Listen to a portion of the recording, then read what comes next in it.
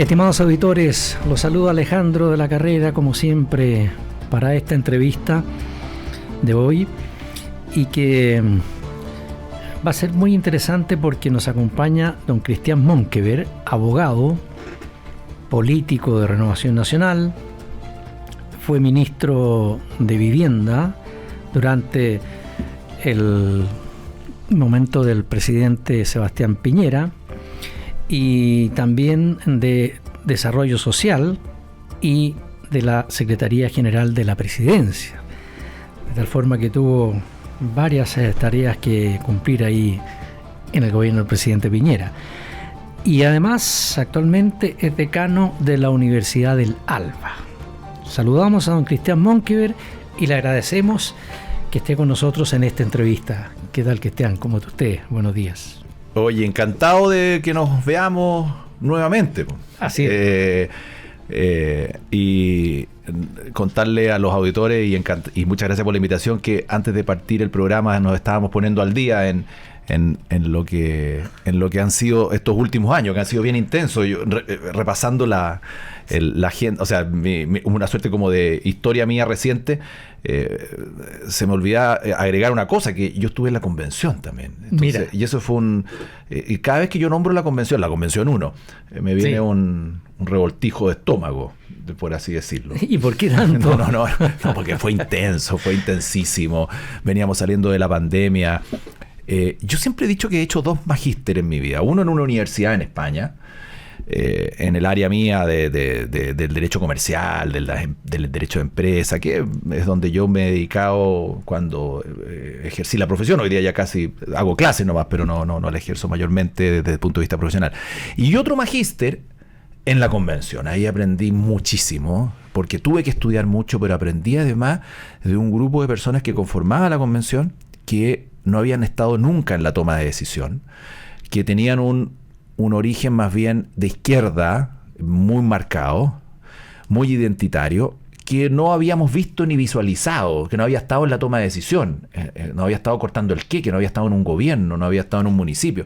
Venían normalmente de movimientos sociales.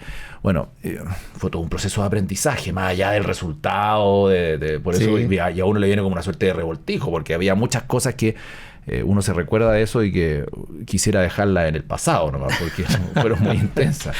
Desde canciones, baile, cambios de himno, bueno, en fin, tantas cosas que se vivieron ahí. Sí, pues. Hasta desnudos. Hasta desnudos. Sí, pues una vez una persona que se desnudó ahí hizo una protesta desnuda en los pasillos del Congreso. ¿En los pasillos del Congreso? Sí, sí fue intenso. Sí. Ahora, vamos a ir a Chile. Sí, pues.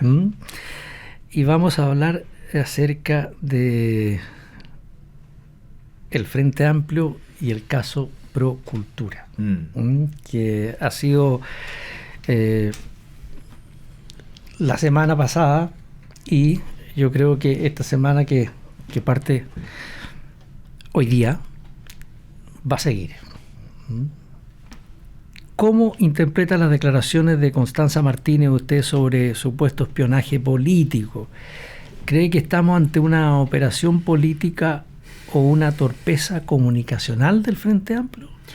A ver, lo que pasa es que yo creo que uno tiende a escuchar estas frases y a darse cuenta que a veces es mejor quedarse callado. Y dejar que las cosas decanten y que las investigaciones sucedan y ocurran. Esta frase no solamente es una torpeza, además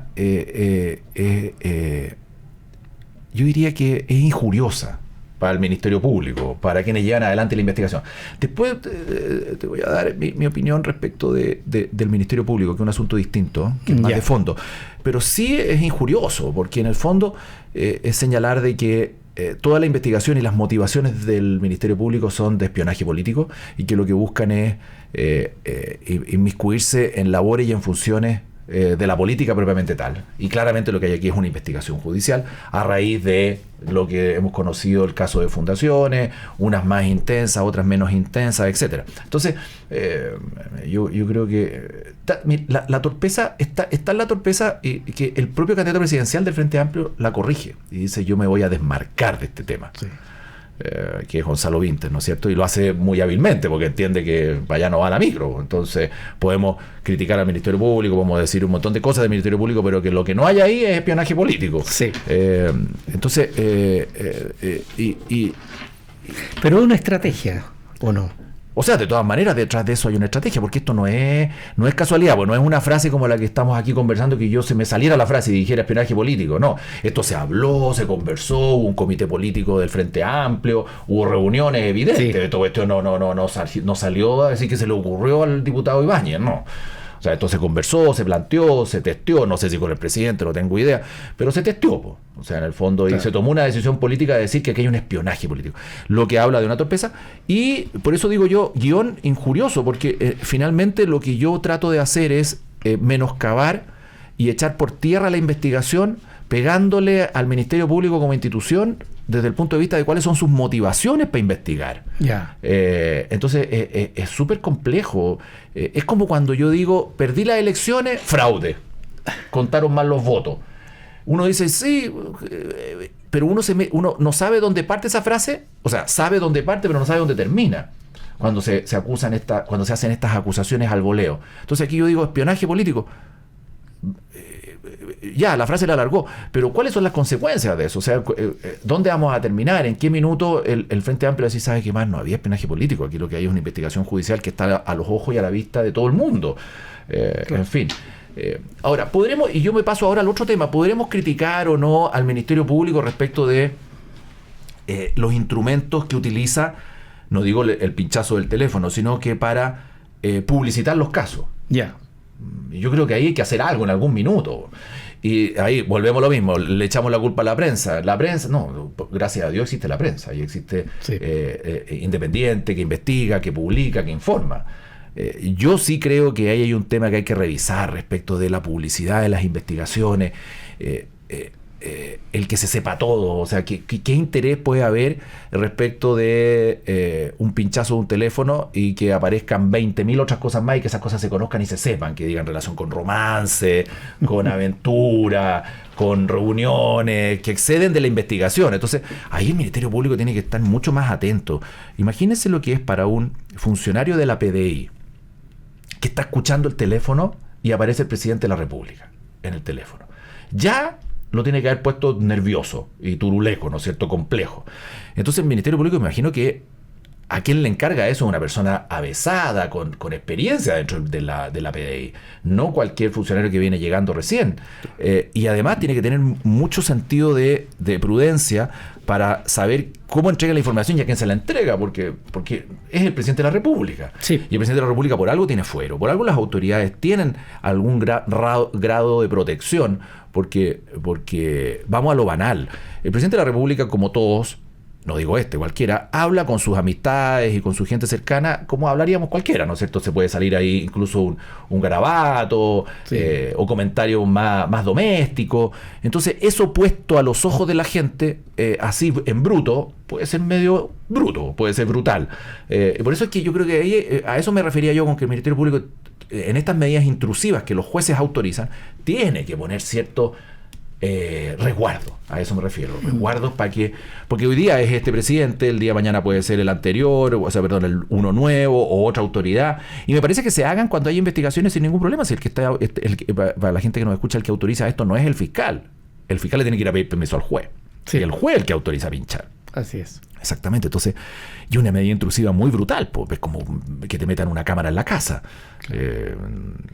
No es lo normal. Pero el presidente, estando en China o en otros países, hizo ver, digamos, que en el fondo fue suficiente su llamado a que las instituciones funcionen sin presiones. Es que es una frase como... Porque también él dijo, ¿qué evaluación, digamos? Él en el fondo dijo aquí las instituciones funcionan. ¿Funcionan o no funcionan? Ya, pero esa es una típica frase que inventó el presidente Lagos. Sí, sí. Él es el autor intelectual de eso. Sí. Como muchas otras frases que han salido en entrevistas. Me imagino que tú has sido también motivador de que esas frases salgan. Cuando uno entrevista, sí. Hay varias que no las vamos a recordar aquí, pero sí, hay conversaciones con difuntos y otras tantas. Pero en fin. En fin. Ya, pero esa es la habilidad del buen periodista que hace que salgan esas frases. Y otras más que ahora son más recientes en esta radio. Sí. Entonces, pero fuera de eso, es una frase que siempre se presenta y habla por sí sola la frase. Pero cuando yo la digo, tengo que asumir las consecuencias de eso, ¿no es cierto? Porque cuando las instituciones funcionan, quiere decir que las instituciones en un Estado de Derecho como el nuestro, donde tienen reglas, límites, normas que la regulan, que te dicen hasta dónde puedes llegar, qué puedes hacer y qué no puedes hacer, eso es para buenos y malos, de chincolajote, por así decirlo. Y por lo tanto, el que las instituciones funcionen significa que, evidentemente, el pinchazo forma parte de que las instituciones funcionen, porque ahí está demostrándose que las instituciones están funcionando.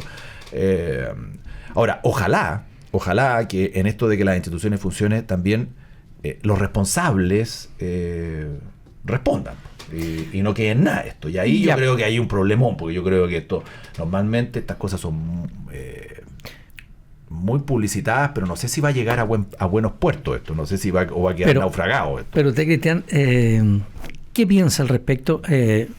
Entendemos que el presidente tiene fuero, pero aún así, ¿tiene alguna responsabilidad teniendo en cuenta lo del teléfono, en fin, todo lo que ha pasado, digamos? A ver, lo que se está investigando respecto del presidente es una cosa muy concreta, al parecer, que es como lo más sabroso, ¿no es cierto? Es si este señor Larraín le puso plata a su campaña. Sí. Que meterle plata a la campaña de alguien, para quienes nos escuchan también, hoy día eso está muy regulado. Quienes nos escuchan y nos ven. Ya. Eso está muy regulado. Y por lo tanto hay ley que permite aportar a una campaña. Eso no es ningún problema. Y hay ley que permite aportar a una campaña, y lo digo en términos muy simples. Hoy día se puede aportar a cualquier campaña en la medida que lo haga una persona natural. Las empresas, las sociedades, está prohibido. Cualquier persona puede, y hay límites. Puedo poner 1 millón, 2 millones, y ciertos límites dependiendo de la candidatura. Y va variando. Y eso se publica y se sabe. Entonces, la gente puede meterse hoy día a la campaña de tal parlamentario y uno va a saber en el CERVEL qué gente le puso plata a su campaña. Y por lo tanto, no hay drama. Entonces, eso es sumamente elegante. Entonces, si el señor Larraín le puso plata a la campaña del presidencial, no hay ningún drama, en la medida que se sepa. Claro. Pero aquí, al parecer, no está dentro de sus aportantes el señor Larraín. No está publicado como aportante a la campaña. Entonces, si él dice que puso plata para la campaña, como persona natural, está perfecto, pero no se informó, eso es un aporte ilegal. Entonces, ¿por qué no lo informó? Porque no quería que se supiera, porque da lo mismo, por múltiples razones, pero no lo puede hacer. Y eso es ilegal. ¿Por qué? Porque la ley lo que busca es que se sepa quiénes apoyan a los candidatos, para que el día de mañana, cuando ese candidato es autoridad, si toma decisiones que beneficien o no a esas personas, se sepa, ¿no es cierto? Claro. Oye, este gallo le puso plata y un diputado, un alcalde tomó decisiones que lo benefició. Ah, chuta, hay unos conflictos, hay complejidades, bueno, que se sepa eso. Entonces, aquí es exactamente lo mismo. Si no se supo o no se informó que puso plata, es más grave todavía. Claro. Porque este señor después, por lo que se sabe y por lo que se ha dicho, iba a las reuniones y se presentaba como gran amigo del presidente, que puede ser un cuento chino, y decía, este proyecto le interesa mucho al presidente. Entonces imagínense para un gobernador de una región pequeñita que llegue un señor poderoso con una fundación súper poderosa y le diga que además es amigo del presidente y que al presidente estos proyectos le interesan, el otro también queda nervioso. Entonces, ya, pues ayudemos a que el proyecto salga, porque al presidente le gusta el proyecto. Entonces, todo eso puede ser que sea cierto, no cierto, etcétera, pero en el fondo, y además si él le ha puesto plata a la campaña y no se supo, ahí está la ilegalidad, y eso es una ilegalidad compleja, dura. Pero la figura del presidente se ha visto afectada. De todas maneras. Él ha tratado. Yo creo que. Yo por ahí leí una columna que decía que yo creo que lo mejor que puede pasar en este minuto es que guardar silencio un ratito. Digo un ratito nomás, ya. Porque después yo creo que hay que salir para adelante. ¿Qué significa guardar silencio un ratito? No salir a responder con frases como espionaje político, porque esto es barrarla más, po. Sí. Complicar mucho más las cosas. Entonces, dejar que las cosas decanten, que el presidente, estando ya en sus funciones, porque claro, entre China, el funeral, etcétera, del expresidente Mujica, sí. En fin, pero empezar a tomar decisiones distintas, guardar un poquito de silencio y salir para adelante con alguna propuesta, modificar alguna cosa, decir algún planteamiento. Pero la figura del presidente, claro que se ha visto afectada, porque además, miren, todos los gobiernos han tenido algo. Sí. Y este ha tenido el caso Fundaciones, que ha sido brutal y que lo ha perseguido desde el día 1, no sé si 1, pero desde la mitad del primer año, una cosa así, o a finales del primer año, y no ha parado. Y estamos terminando el gobierno ya y sigue explotando. Entonces, claro que se daña. ¿Y qué le estará pasando? ¿Cómo se debiera resguardar institucionalmente lo que pasa es que, su investidura, digo? Yo creo dos cosas, porque además, y voy al tiro a ese tema, se hace muy difícil rearmarse, porque siempre se tiran frases al voleo, ¿no es cierto? Uh-huh. Espionaje político, pero hay una frase que es brutal, que es la superioridad moral, ¿no es cierto? Que fue la que inventó y dijo el presidente, el ministro Jackson en su minuto, que dijo que nosotros somos moralmente superiores al resto de la izquierda. Y obviamente esa frase, yo creo que es mejor, es bueno hablar poco, porque uno pasa a ser esclavo de sus palabras. Esta frase te va a perseguir para siempre. Sí. Y por lo tanto, todo este montaje, porque es un verdadero montaje de superioridad moral, se vino rápidamente al suelo. Entonces se hace muy difícil para un presidente salir y mejorar su planteamiento. Entonces, ¿cómo se sale de esto? Si a mí me permitieran, los consejos se piden, pero las sugerencias uno las puede dar. Y yo creo que, guardar un rato de silencio, tratar que la investigación siga su curso, no pretender desentenderse de lo que ya es, porque todo el mundo sabe que el señor Larraín es amigo, fue militante del Frente Amplio, conoce al presidente de la República. Entonces, ¿para qué me voy a desentender? Si te he visto no me acuerdo, salió en un diario en la semana. Sí. Entonces las cosas son como son, uno no puede desconocer la amistad. Es como cuando una vez a un parlamentario le preguntaron si la persona que trabajaba con él era su señora, y él contestó: no la conozco. Entonces, ¿cómo si es su señora?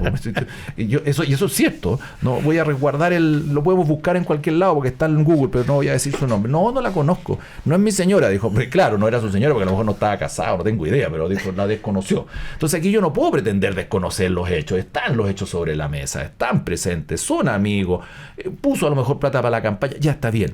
Entonces no tratemos de cambiar la realidad, si la realidad ya está. Entonces yo creo que como gobierno tengo que decir: mire, aquí quedó la escoba en tales y cuales cosas, y haré una propuesta maciza para, como se han hecho en otras ocasiones que han vivido los gobiernos, para mejorar, para hacer acciones internas dentro del gobierno en estos temas, para mayor control de las lucas, una legislación más exigente respecto de todas estas organizaciones sin fines de lucro, en fin, es evidente que por ahí tiene que ir. Yo eso es lo que haría, pero tampoco puedo pretender dibujar la realidad de nuevo, porque no.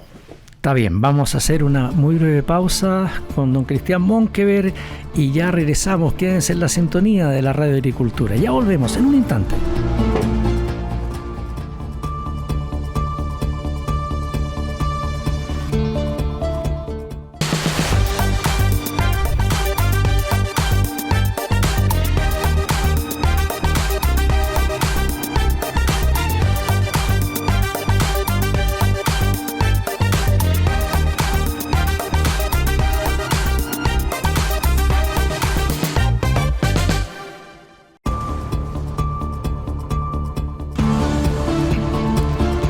Ya estamos de vuelta, estimados auditores, y como siempre con Cristian Monkever, a quien le hemos presentado ya a todos ustedes a través de nuestras distintas formas de poder escuchar la Radio Agricultura.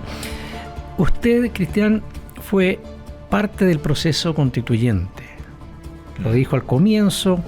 En fin, estos casos de corrupción evidencian que se necesita con urgencia una reforma estructural al sistema político y al funcionamiento del Estado, que algo ya se está dando ahí en el Congreso, pero está muy lento incluso todavía. Yo creo que si hubo un diagnóstico compartido por todos, casi la unanimidad del proceso constituyente es que el sistema político no estaba funcionando bien y que había que crear reglas que permitieran mejorar ese funcionamiento. En términos simples, porque uno dice el sistema político suena como medio etéreo, pero eso es la definición, es el sistema político. Pero hoy día, Alejandro, un presidente sale elegido, tiene un programa de gobierno que lo apoya más del 50% y no lo puede ejecutar. Imposible. ¿Por qué? Porque no tiene mayoría en el Congreso. Y por lo tanto, no existe la manera de que ese programa de gobierno lo ejecute. Bien o mal, no tiene cómo hacerlo. Uno dirá, oye, pero por suerte ocurrió con este gobierno que no ejecutara su programa de gobierno, porque a lo mejor no era muy bueno. Y eso uno lo puede decir respecto del presidente Bachelet, Piñera o Boric o lo que sea. Pero lo lógico es que si yo salgo elegido como presidente de la República, tenga un parlamento más o menos que me permita gobernabilidad, avanzar en lo que yo estimo, etcétera. No significa cheque en blanco, ¿no es cierto? O cartas abiertas para que haga y decida, o que el Congreso se transforme en un buzón. No. Entonces, para lograr que el Congreso tenga cierto grado de gobernabilidad, hay que volver a ciertas normas o materias que permitan que no haya tanto fraccionamiento. Hoy día tenemos un Congreso donde hay 22 partidos políticos, donde hay presencia de muchísimas opciones dentro de la sociedad que están presentes en el Congreso. Yo me cambio de camiseta y de partido como quien me cambio de calcetines. Todos los días me cambio de calcetines. Hoy día no tiene ni un costo cambiarme de partido. Me elige el partido UDI, me cambio a Renovación Nacional. Después, si no me gusta, me voy a los socialcristianos. Después me puedo ir al Frente Amplio y me puedo pasear por todo el espectro parlamentario y no pasa nada. Así está la cosa. Entonces, claro, entonces, los incentivos. Entonces, ¿qué es lo que busca el cambio del sistema político? Precisamente es dotar de facultades al presidente, pero también dotar de ciertas normas que permitan que el Congreso dé gobernabilidad y que sea más fácil llegar a buenos acuerdos o a ciertas medidas de buen funcionamiento y que haya disciplina. O intentar que haya disciplina, ¿no es cierto? Porque no puede ser gratis. Los alemanes, por ejemplo, si tú te cambias de partido, pierdes tu escaño. Así es. Sí. Entonces, si usted se eligió por el Partido Comunista, usted tiene que seguir como el Partido Comunista hasta que termine su periodo, porque si no estoy engañando incluso a la gente que me eligió. Lógico. Porque si yo lo elegí a usted como comunista, no puede parecer ahora del Partido Republicano, por poner ejemplos extremos, ¿no es cierto? Entonces, pierden el cargo. Entonces, lo que se está diciendo, y además, permitir que los partidos tengan cierto volumen de votos suficiente. O sea, no puede haber un partido de una persona, porque eso se transforma en una pyme. Y hoy día son pymes, hay muchos partidos que son pymes, porque además el Estado financia a los partidos, poquito o mucho dirán otros, poquitos dirán otros, pero es plata pública. Entonces es re fácil, yo me monto mi pyme y el Estado me pasa un poco de lucas y monto mi partido, elijo un diputado y empiezo a muñequear.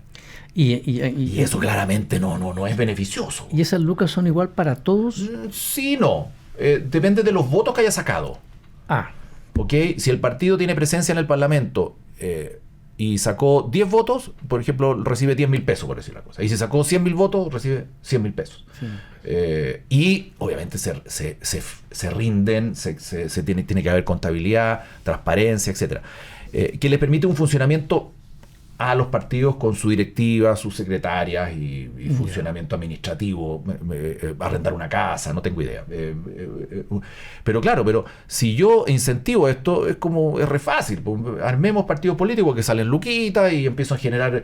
y por eso el presidente Frey lo decía, son verdaderas pymes políticas que han generado un daño gigante. Lo dijo, es que lo invitamos a la universidad y lo dijo, por eso me acordaba muy bien, en la inauguración de un magíster nuestro, y dijo esta frase de que esto eran verdaderas pymes políticas, lo tomó por ahí un diario. Entonces, y eso no puede seguir ocurriendo. Entonces, el cambio del sistema político requiere de modificaciones, sí. Y ahí yo sé que están trabajando muy bien. Mi señora, que es senadora presidenta de la Comisión de Constitución, está empujando esto a más no poder para que el Senado lo apruebe. Y ahora llegó a la misma comisión, pero en la Cámara de Diputados, el diputado Jorge Alessandri, que entiendo que está en la misma línea, incluso han trabajado y hablado entre ellos para hacer una especie de modificaciones conjuntas, para que sea más rápido y tengamos algunas normas que permitan esto. Y esto no es de que la derecha, la izquierda, por eso partí diciendo en la respuesta en lo que estábamos conversando. Esto era casi unánime la opinión en la convención. Sí. No era fácil una unanimidad en la convención 1, que esto había que modificarlo y había que cambiarlo y había que ajustarlo para darle gobernabilidad y respaldo a los gobiernos que se vayan eligiendo, sea cual sea el color. Y si lo llevo a otro tema, pero que tiene que ver un poco también con el actual presidente. La candidata Evelyn Matei dijo hace unos pocos días nomás, este gobierno y este presidente, dijo, va a dejar a un Chile absolutamente quebrado. ¿La escuchó? No, sí, la escuché muy clarita. Y es que yo tengo una buena amistad de años con Nicolás Izaguirre, entonces él decía, ¿cómo dice eso? Me lo decía que fue ministro de Hacienda en su minuto. Hoy día está más retirado de la primera línea, pero me decía eso. Entonces, ¿por qué me hago cargo de eso? Porque claro, yo le decía, oye Nicolás, tú no puedes limitarte a la frase, claro, quiebra, es que el partido está, el país está quebrado o una empresa está quebrada, quiere decir que está colapsada, ¿no? Está bien, es una manera comunicacional de plantearlo y coincido en esa manera comunicacional de plantearlo porque es brutal lo que estamos viviendo un país que venía creciendo. Mire, vuelvo al presidente Frey, no es que sea mi hincha de él, pero coincido en muchas cosas. Él dijo, nos acostumbramos a la mediocridad, a un país mediocre. ¿Por qué? Porque yo cuando estaba de presidente, y ahí se pasan los avisos propios de él, pues, o cuando Patricio Aylwin, el presidente Aylwin era presidente, crecíamos al 6, al 7, al 8. ¿Y qué pasó después? Nos acostumbramos a la mediocridad y nos acostumbramos y estamos conformes con crecer al 2, nos contentamos con crecer al 2.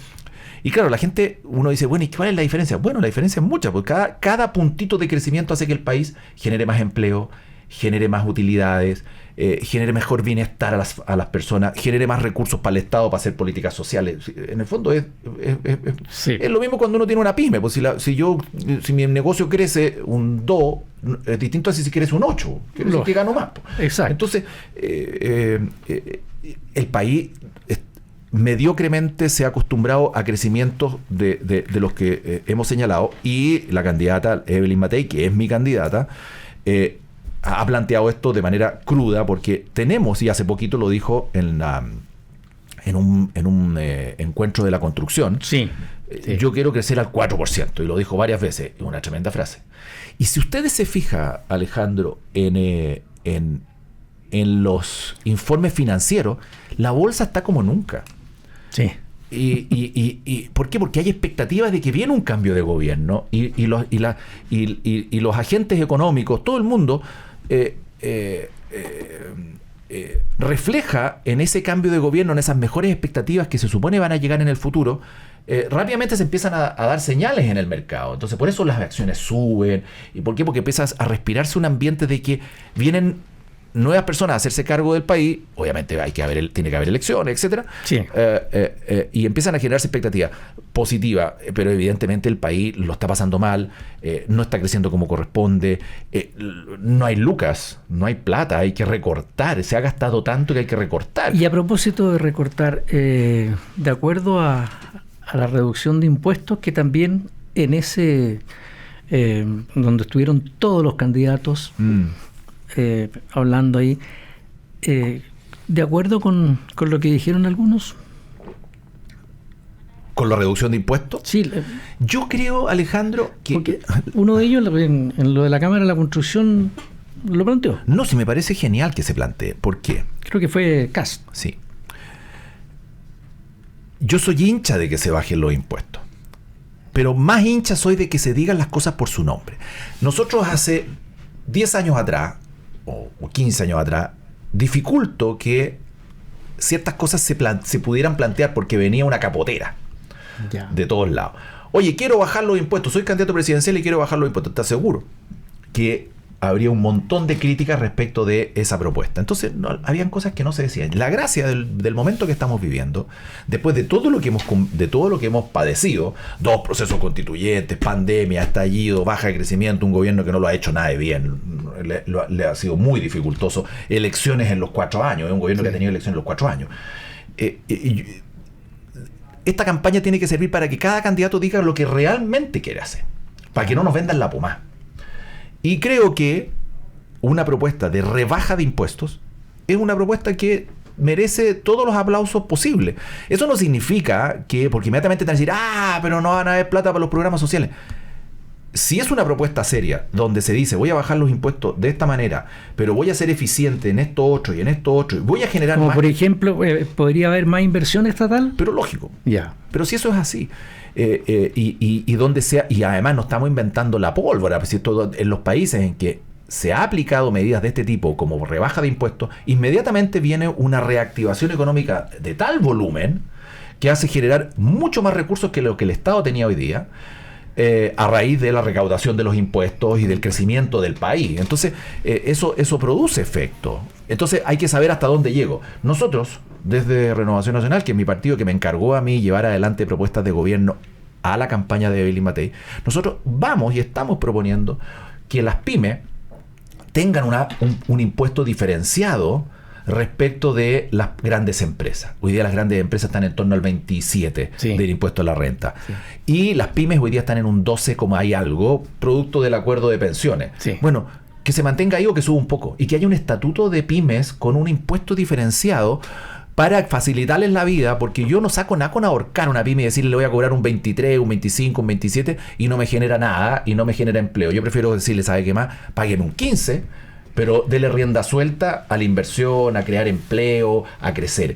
Entonces, de todas maneras, y nosotros lo vamos a empujar, y Evelyn Matei también lo ha planteado, ella cree, y me parece muy bien que José Antonio lo haga, y que se digan las cosas por su nombre. Y después habrá otro señor, o otra señora de la izquierda, Carolina Toá o Gonzalo Vinter, que dirán, yo quiero subir los impuestos.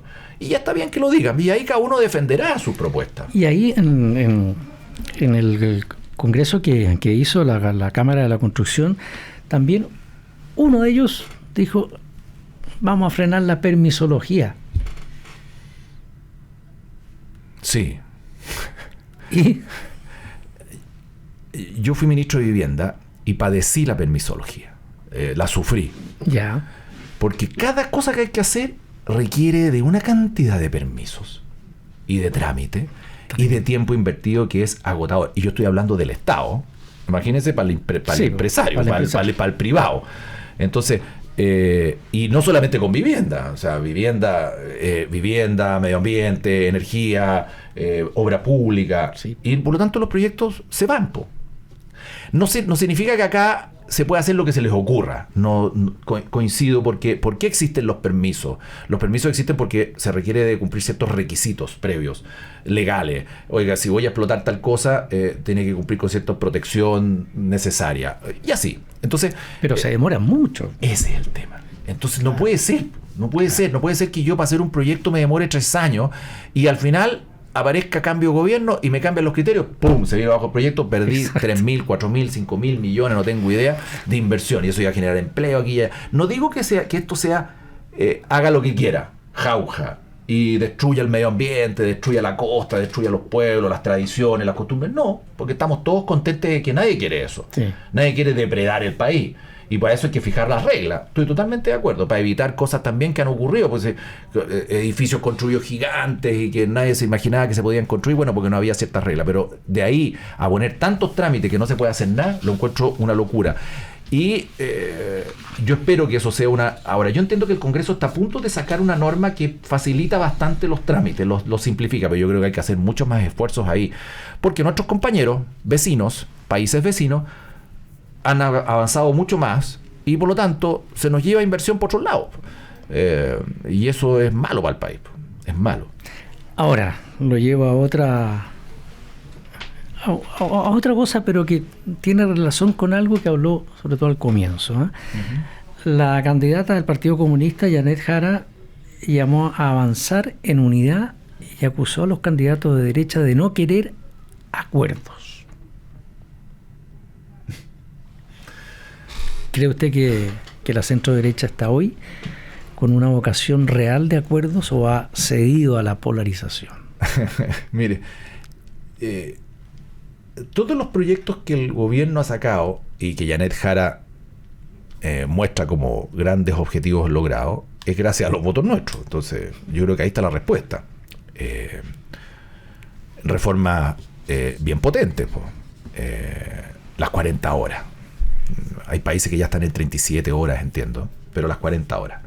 Que es una dificultad mayor para el empresariado, para las pymes, ¿no es cierto? Y para quienes generan empleo es una dificultad mayor, pero hay que yo mismo que he estado adentrándome en el mundo del emprendimiento, es una dificultad mayor. Tenemos que ajustar porque es más costo finalmente, pero hay que hacer también más eficiente y lograr lo que antes hacía con 5 personas, a lo mejor lo voy a tener que hacer con las 5 en menos horas.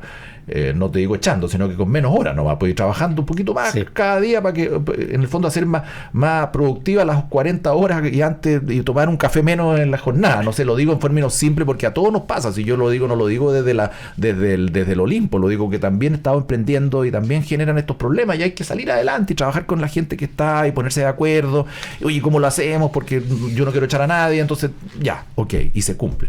Entonces, proyectos como eso surgieron gracias a los acuerdos en el Congreso. Entonces, yo creo que no son frases típicas para la galería. Yo me imagino que ella lo que quiere es buscar votos dentro de su primaria.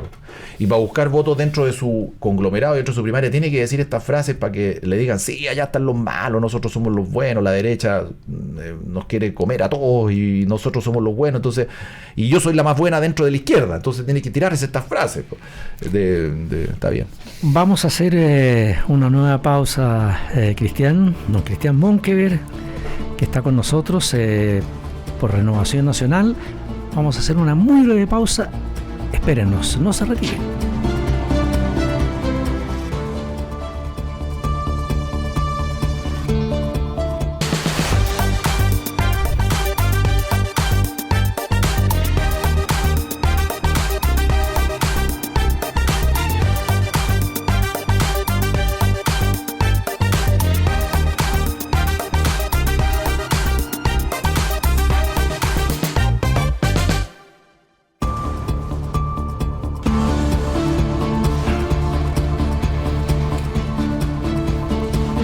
¿Cómo ve usted lo que se viene luego, que es la cuenta pública del presidente de la República? Ustedes saben que la cuenta pública antes era el 21, pues se cambió. Sí, 21 de mayo. A mí me tocó estar en el Congreso cuando se cambió y se dio, doy la anécdota nomás. Y se cambió a junio porque históricamente eran esa fecha, antes, sí, en la Constitución del 33, si no me equivoco. Era en julio. Era claro, se producía en esa fecha y después cambió, obviamente, al 21 de mayo por el hito que significaba y porque el Congreso partía a funciones el 21 de mayo. Antes el Congreso partía a funciones el 21 de mayo y terminaba el 18 de septiembre, que le llamaban la legislatura ordinaria. La legislatura ordinaria. Y después venía la extraordinaria, que era en el verano. Y estaba en Santiago. Claro, y estaba en Santiago el Congreso y era la legislatura ordinaria y la verdad que funcionaba muy poquito, entonces funcionaba 3 meses nomás el Congreso. Sí. Algunos dirán que nos están escuchando que ojalá volvieran a esa lógica que funciona 3 meses nomás para que no la revuelvan tanto. Bueno, así funciona. Hoy día ya se acabó eso. Y quedó históricamente instalado que la cuenta pública era el 21 de mayo, que era el inicio de esta legislatura ordinaria. Pero bueno, cambió y hoy día volvió a los meses más de invierno. Un poco para sacarla del 21 de mayo, porque quedaba la escoba en el 21 de mayo y se echaba por tierra el homenaje a las glorias navales, a Arturo Prat y un largo etcétera de cosas. El presidente, por ejemplo, recordemos que nunca podía ir, o la presidenta podía ir al homenaje a Prat en Iquique porque tenía que hacer la cuenta pública en Valparaíso, entonces no tenía cómo llegar allá, no le daban los tiempos. Ahora sí todos los presidentes viajan el 21 de mayo, entonces la cosa se tranquilizó bastante y yo creo que fue aceptado. Y la cuenta pública quedó en un día no feriado, porque además quedaba la escoba en las calles, las protestas en Valparaíso, acordémonos lo que era eso. Sí. Entonces el presidente, yo creo que es su última cuenta pública y por lo tanto está llegando, yo creo que si uno mira para atrás, de la peor manera que pueda llegar un presidente, porque normalmente el último año es un año tranquilo para el gobierno. o lo más o menos o más tranquilo que los primeros 3 años, ¿no es cierto? Entonces, si uno mira el gobierno de Lagos, de Bachelet o del presidente Piñera, de cualquiera de esos 3 presidentes, por decir a uno mira, todos tuvieron muchos problemas, pero el último año como que todos ya dejan de mirar al gobierno y empiezan a mirar lo que viene, y empieza el presidente. O sea, el mejor año para un gobierno es el último desde el punto de vista de la tranquilidad emocional, porque ya me empiezo a despedir, y concreto algunas cosas que a lo mejor no saqué, la atención no está tanto en mí, pero aquí no, aquí está llegando de la peor manera porque está toda la atención puesta de nuevo en el gobierno. Pero irá a dejar, por ejemplo, irá a dejar un legado en esta cuenta. No me cabe la menor duda. Ya. Lo que pasa es que volvemos a lo mismo. ¿Qué va a hacer en la cuenta? Algo tiene que decir respecto de lo que está pasando con los hechos de corrupción, investigación, fundaciones, platas públicas. Si ustedes se fijan, nosotros tenemos cosas que de repente uno no repara porque se acostumbra a estas cosas. Faltó la delincuencia también. Y la delincuencia. Tenemos 3 diputados privados de libertad, diputados en ejercicio, por diferentes razones. Sí. Pero hay 3. Uno de la Araucanía, que no sé si lo habrán soltado. Otro de Maule. Sí. Uno de la Araucanía por fundaciones. Otro de Maule por delitos sexuales. Y otro en el norte por fundaciones. Reciente, que no está en la cárcel, pero está en su casa, con arresto total. Catalina Pérez. Claro, eso es privación de libertad, no puede salir de la casa. Entonces, sí, pero parece que la llevaron al arresto domiciliario, ya. Claro, pero finalmente es arresto domiciliario. Sí. Estoy privado de libertad, estoy en mi casa. Entonces, sí. Son 3. Entonces, es bien complejo lo que se está viviendo en el país. Y con esto no quiero distraer y arrancarme de la pregunta. El presidente va a tener que enfrentar su cuenta pública haciéndose cargo de esto, lo que conversábamos al principio. Pero además, obviamente, va a tratar de construir un legado. Y yo creo que el legado, a mi juicio, viene dado por lo que se realizó particularmente y principalmente en el Ministerio del Trabajo, con la ministra Yaret Jara, en torno a los proyectos que habían surgido. Yo creo que ahí hay 2 o 3 temas relevantes que el tiempo nos dirá si fueron aceptados o no las modificaciones que se hicieron, ¿no es cierto? Reforma de pensiones, 40 horas, sí. En fin, ahí hay 2 cosas como que dice relación con, yo si fuera presidente de la República trataría de, a través de eso, construir una, así como el presidente Piñera creó la pensión básica universal. Yo creo que es de las cosas que más se le recuerda. La presidenta Bachelet, los pilares solidarios, ¿no es cierto? Que todos tuvieran una pensión y un pilar solidario, sobre todo las personas mayores de bajos ingresos. Después se avanzó a esta pensión básica universal, que es para todos finalmente, salvo unos poquitos. Me imagino que el presidente Boric va a intentar construir esto respecto de la reforma de pensiones general. En fin, yo creo que eso va a tratar de hacer, pero es un año muy complejo, porque yo, para poder construir un legado, tengo que tener cierto grado de tranquilidad para que la gente entienda que ese es mi legado. Y hoy día la gente está viendo algo muy distinto, está viendo caos desde el punto de vista del gobierno y de las dificultades que tiene por estas investigaciones que están estallando todos los días. Pero es la oportunidad que tiene para corregir el rumbo ya no hay nada del que gobierno, corregir, o no hay caso. Nada que corregir. Hay una carta que salió en uno de los diarios de circulación nacional, no me acuerdo qué diario, pero que contaba los días que quedan, así como los presos cuando tienen que salir de la cárcel, decía, quedan 300 días.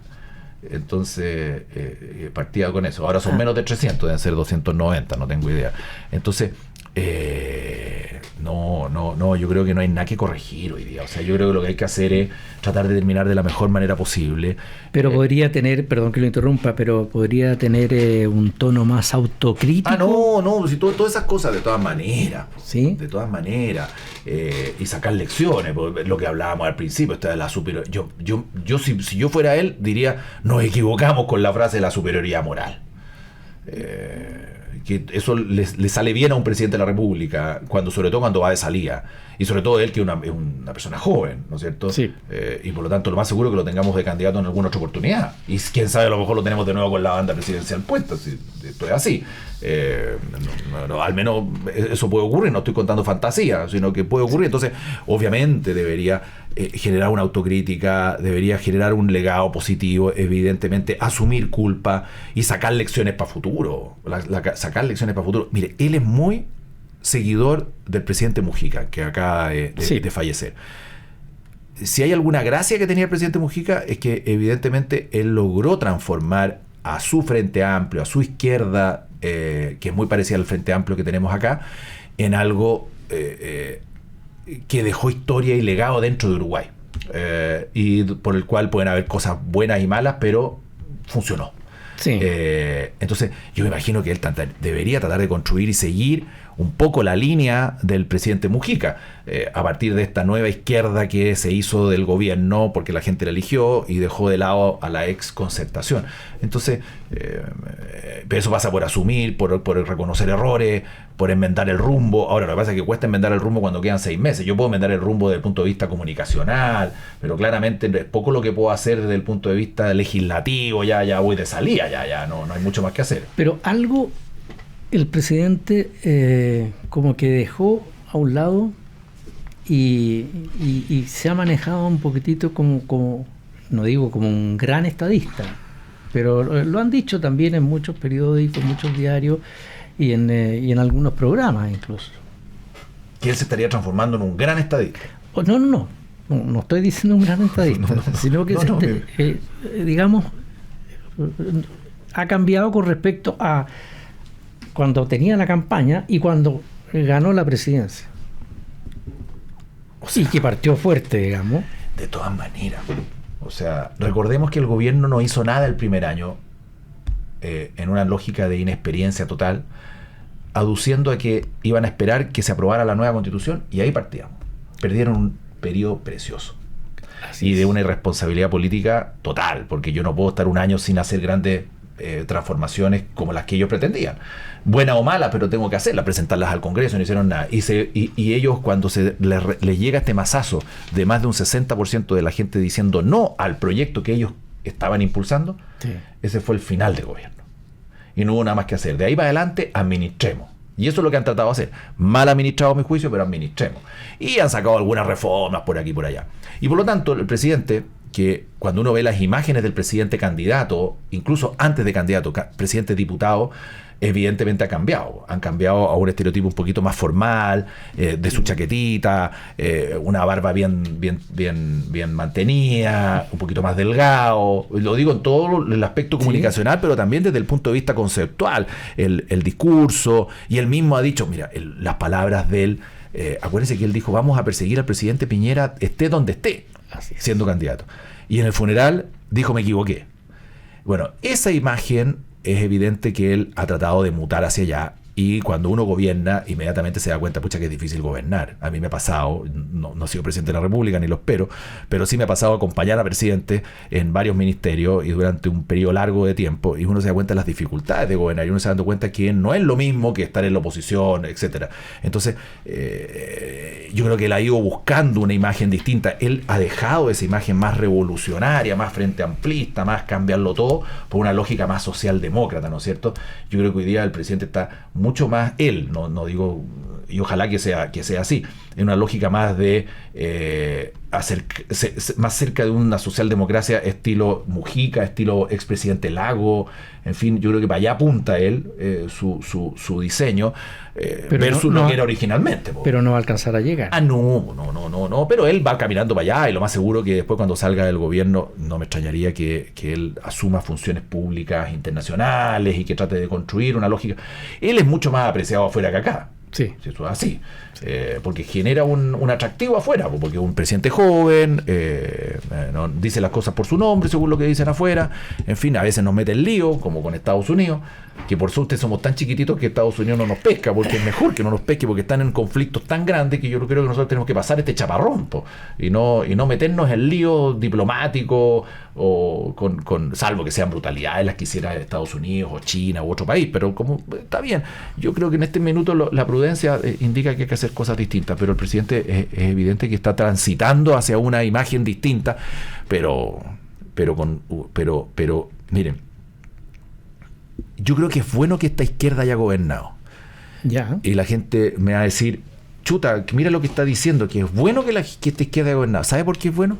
Porque se dieron cuenta las dificultades que significa llevar adelante un gobierno, y los problemas que significa llevar adelante un gobierno, y lo complejo que es llegar con buenas medidas para que la gente mejore su calidad de vida.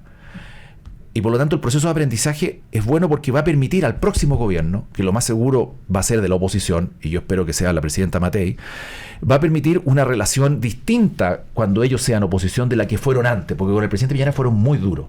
Y el propio presidente Boric lo ha dicho, es muy distinto lo que yo viví a lo que yo creí que iba a ser. Y por eso es bueno que la ciudadanía les haya dado esa oportunidad, se las dio. Y eso ha generado un proceso de aprendizaje tremendo. Y yo espero que saquen buenas lecciones. Y a propósito que usted mencionó al presidente Trump, muy breve, ¿podría darse una recesión, como lo han dicho algunos expertos en la economía? Yo pasa que el presidente Trump llegó muy envalentonado. Yo no soy experto en economía, pero me leo, estudio, miro, más bien como aficionado, y uno trata de aprender y de no quedar desinformado de las cosas.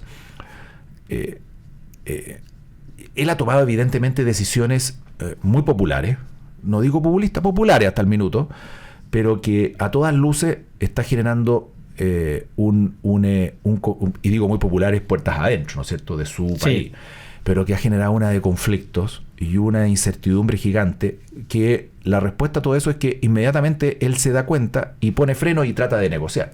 Ahora, unos dirán, no, él siempre ha sido así. Él hace estas locuras para después negociar y estar en una mejor posición para negociar. ¿Por qué? Porque él entiende que Estados Unidos está en desventaja con otros países gigantes como es China, y por lo tanto yo tengo que mejorar la calidad de vida de mi gente, y mi gente lo está pasando mal porque no estamos creciendo, ni produciendo, ni ganando la plata que realmente deberíamos ganar. Y nos están comiendo la color, como dirían los chinos. Sí. Y por lo tanto, hasta Mac, que es una invención gringa, los computadores los arman en China. Entonces dice que esto ya es el colmo. Y me los venden a mí 3 veces más caro. Entonces eso no puede ser. Y de ahí viene toda esta alza. Entonces es evidente que esto está produciendo desajustes. No sé si vaya a llegar a una recesión. Yo no soy la persona indicada para decirlo. Pero claramente hay un frenazo gigante en la economía, en las expectativas, en las señales que se dan. Y hoy día nadie invierte. Está todo medio frenado. Y por lo tanto eso significa que es un esbozo de recesión. Ojalá que el presidente Trump y sus asesores den cuenta de esto y ojalá corrijan y impida que estas medidas muy populares, a lo mejor muy propias de su campaña inicial, no generen mayores complicaciones. Bueno, estimados auditores, vamos a agradecerle a don Cristian Bonkever, abogado y político de Renovación Nacional, fue ministro de Vivienda en el tiempo del presidente Sebastián Piñera, también ministro de Desarrollo Social y también en la Secretaría General de la Presidencia. Cristian, muchas gracias por esta entrevista. No, al revés. Además que se pasa muy bien. Usted tiene una habilidad muy potente que permite hablar. Y eso puede ser complejo, porque cuando uno habla mucho se puede enredar. Pero no. agradezco la invitación y la conversación, y la verdad que también saludar a quienes nos escuchan y que tengan una buena semana. Muchas gracias. Y estimados auditores, lo mismo para ustedes. Que esté muy bien, ¿eh? Nos vemos en la próxima entrevista.